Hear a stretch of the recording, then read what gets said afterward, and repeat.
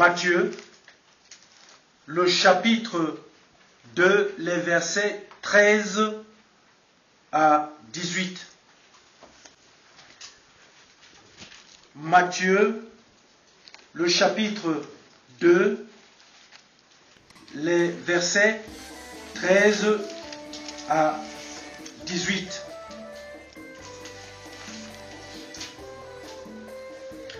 Nous lisons.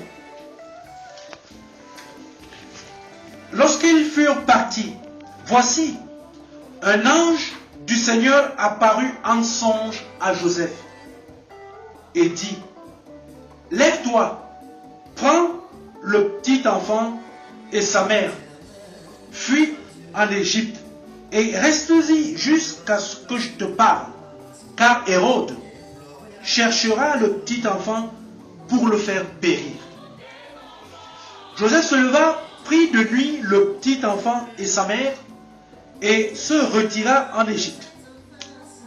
Il y resta jusqu'à la mort d'Hérode, afin que s'accomplisse ce que le Seigneur avait annoncé par le prophète, « J'ai appelé mon fils hors d'Égypte. » Alors Hérode, voyant qu'il avait été joué par les mages, se mit dans une grande colère et il envoya tuer tous les enfants de 2 ans et au-dessous qui étaient à Bethléem et dans tout son territoire, selon la date dont il s'était soigneusement enquis auprès des mages. Alors s'accomplit ce qui avait été annoncé par Jérémie le prophète.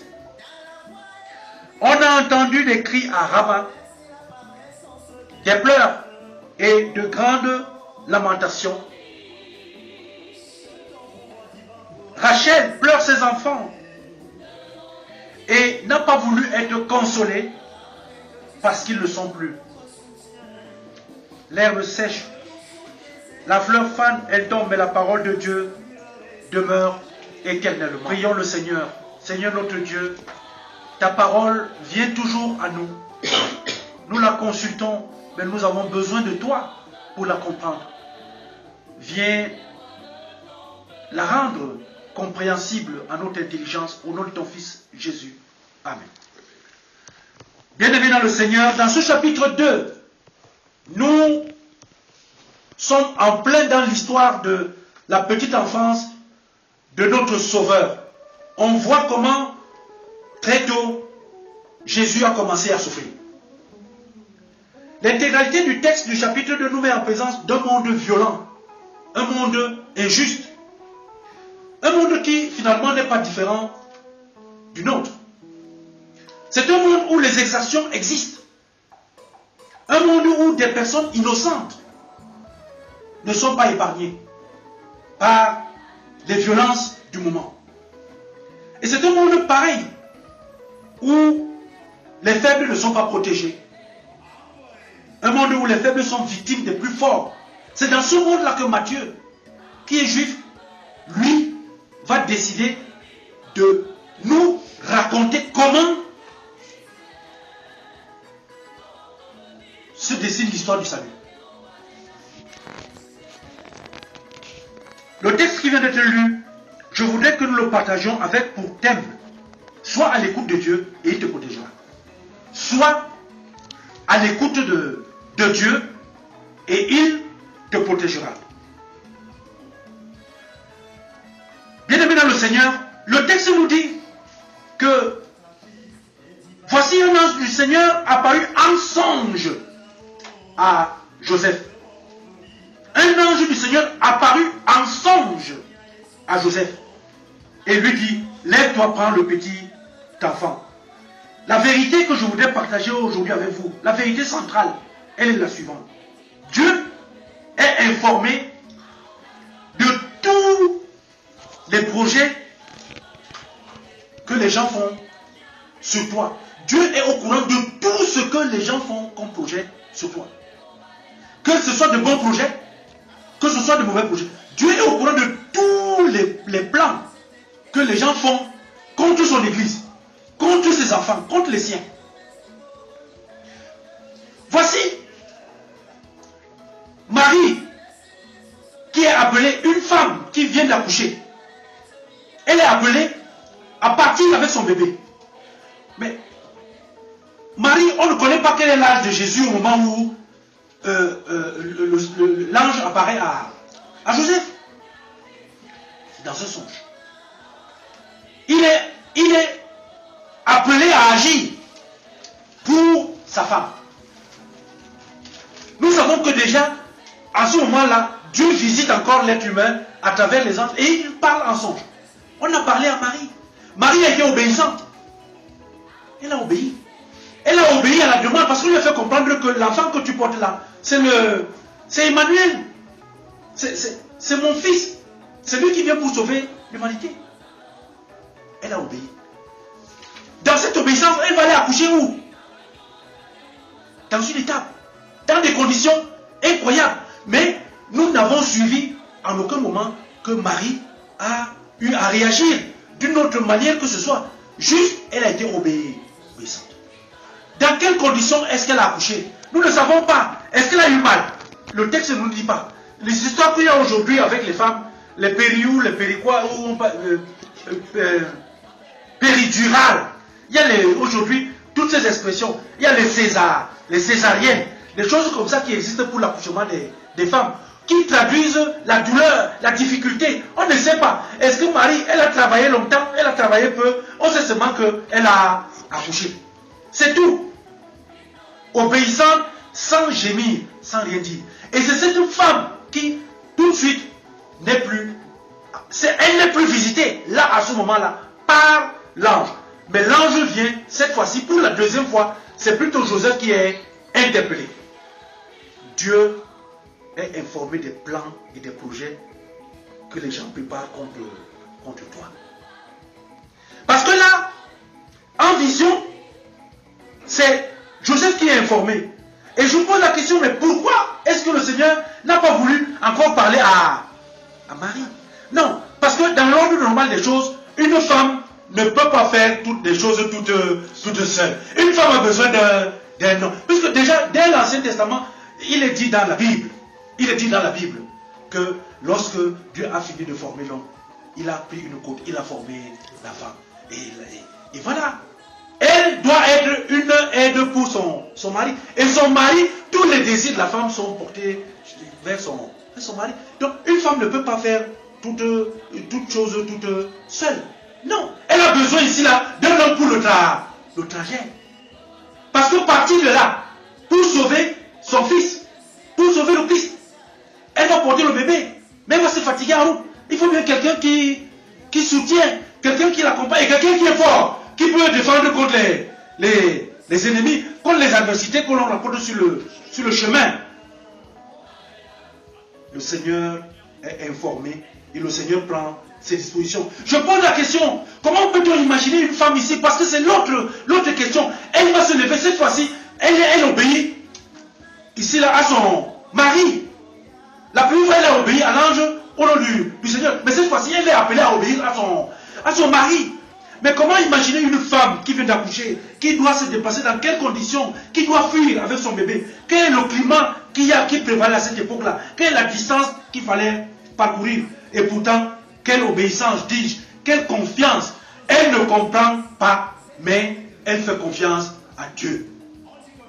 Bien-aimés, je voudrais attirer votre attention. Voici l'ange qui s'adresse en songe à Joseph. Joseph ne rentre pas dans des considérations. Il ne pose pas de questions. Il se borne tout simplement à obéir. Dieu veut te protéger. Dieu est informé des plans des gens contre toi. Dieu est informé des plans que les gens font contre son église. Mais pour être sauvé, il faut obéir ici là aux instructions du Seigneur. Dans la vie que nous menons au quotidien, imaginez-vous, lorsque nous sommes dans une situation où il y a un incendie quelque part, si vous n'obéissez pas, ici là, aux instructions qui vous sont données, des instructions techniques, vous vous exposez au danger, vous vous exposez à la mort. Et le plus souvent, on a vu dans plusieurs cas que lorsque les êtres humains ne suivent pas les instructions, ici là, des techniciens, le plus souvent au bout, il y a la mort. Je vous invite, bien-aimés dans le Seigneur, aujourd'hui, si vous voulez être protégé par le Seigneur, soyez à l'écoute de sa parole. Il faut être à l'écoute de la parole. La parole aujourd'hui, elle intervient. Elle intervient comment? Elle intervient par les êtres humains que nous sommes. Dieu ne parle pas d'une autre manière. Dieu parle à travers les êtres humains qu'il a créés. C'est par un être humain que Dieu te parle. Dieu te parle également à travers cette parole qui est sa parole. C'est la Bible. Il faut lire dans la parole de Dieu pour avoir ici là, c'est-à-dire pour avoir les instructions de Dieu qui vont te permettre d'être sauvé, d'être protégé. L'autre dimension par laquelle je voudrais sortir, c'est étrange. Pourquoi est-ce que Dieu demande à Joseph d'aller en Égypte? Pourquoi aller en Égypte? Pour être sauvé, pourquoi aller se cacher en Égypte? Parce que l'Égypte, c'est quoi? C'est quand même le symbole ici là de la souffrance du peuple d'Israël dans le passé. C'est le symbole quand même de l'esclavage, des douleurs. Comment est-ce que ce peuple a été matraqué, martyrisé? C'était en Égypte. Et pourtant, c'est là-bas que Dieu demande à Joseph d'aller se cacher. Peut-être pour nous dire que oui, en allant à nouveau là-bas en Égypte, si c'est les Juifs qui poursuivent, dans le souvenir que l'Égypte c'est pas bon pour eux, peut-être qu'ils vont s'arrêter et ne pas entrer. Oui, il y a cette lecture qu'on peut faire. Mais l'autre lecture qui est importante, c'est que quand Dieu se satisfait de quelque chose, il peut faire du plus mauvais endroit un paradis pour les siens. Lorsque Dieu vous envoie quelque part, il ne faut toujours pas rechigner. Parce que Dieu sait, là où Dieu t'envoie, c'est bon pour toi. Nous avons, à l'époque dans laquelle nous vivons, ici en France, pour mieux comprendre, lorsqu'il y a une situation difficile, pour sauver une femme qui est battue dans une maison, qu'est-ce qu'on fait? On demande toujours, il y a des lieux de refuge. Aujourd'hui, on le voit ici en France, on le voit en Europe, il y a des centres qui sont ouverts pour les femmes, pour protéger, n'est-ce pas, des violences. Il y a des centres qui sont ouverts pour des jeunes, il y a des centres qui sont ouverts pour des malades, des fous, et ainsi de suite. Depuis la nuit des temps, il a toujours existé des lieux de refuge. Ces lieux peuvent être considérés comme mauvais, mais quand Dieu veut sauver sa personne, là où Dieu t'envoie, Dieu sait. Nous aussi, même au niveau de l'Église, qui le cru. Pourtant, ce que nous vivons, nous aussi, c'est notre forme d'Égypte que nous vivons. Et pourtant, le Seigneur protège. Il sait ce qu'il donne. Le Seigneur nous donne ce dont nous avons besoin. Pas ce que nous avons besoin. Sois à l'écoute. Sois à l'écoute de Dieu. Il y a beaucoup de paroles aujourd'hui. Il y a des paroles à la télévision, il y a des paroles sur Internet, il y a des paroles à la radio, il y a des paroles dans les journaux. Il y a tellement de paroles qui se multiplient aujourd'hui. Mais attention, il faut rechercher la parole de Dieu. Si l'on veut dans la situation de violence dans laquelle c'est cette violence qui avait, il y a des victimes, il y a trop de victimes, il y a trop de personnes qui le sentent, qui sont touchées.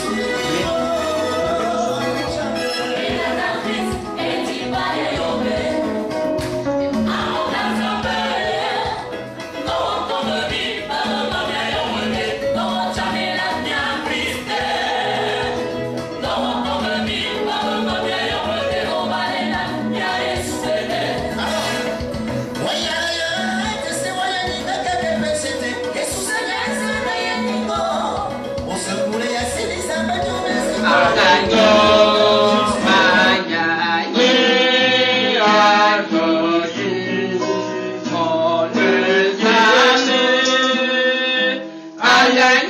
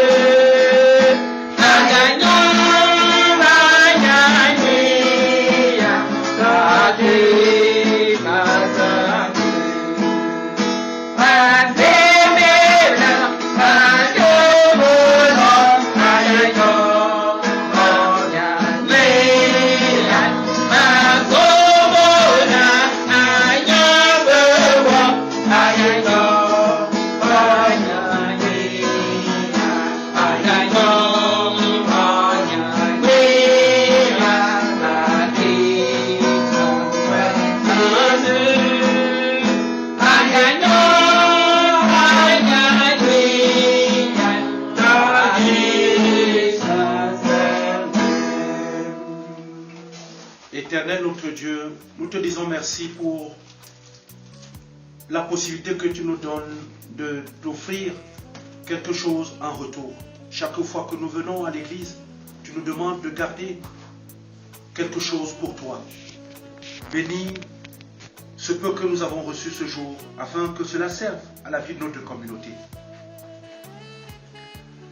Seigneur notre Dieu, nous te disons également merci pour cette adoration que tu nous permets d'avoir avec toi ce jour. Oui, le monde dans lequel nous vivons nous fait peur. Mais tu nous rappelles aujourd'hui qu'à l'écoute de ta parole, tu es celui-là même qui nous protégera. C'est fort de cette confiance. C'est fort de cette assurance que tu nous donnes, que tu es avec nous. Comme ton fils nous l'a dit lorsqu'il se séparait d'avec ses disciples, qu'il sera toujours là jusqu'à la fin des temps, que nous voulons te demander, Seigneur, de nous bénir au moment où nous nous séparons. La grâce de notre Seigneur Jésus le Christ, l'amour de Dieu le Père et la communion de l'Esprit Saint soient avec chacun d'entre nous, rassénérés, confiants que le Seigneur est à ses côtés, maintenant et toujours. Amen. Bon dimanche et à dimanche, s'il plaît, à Dieu.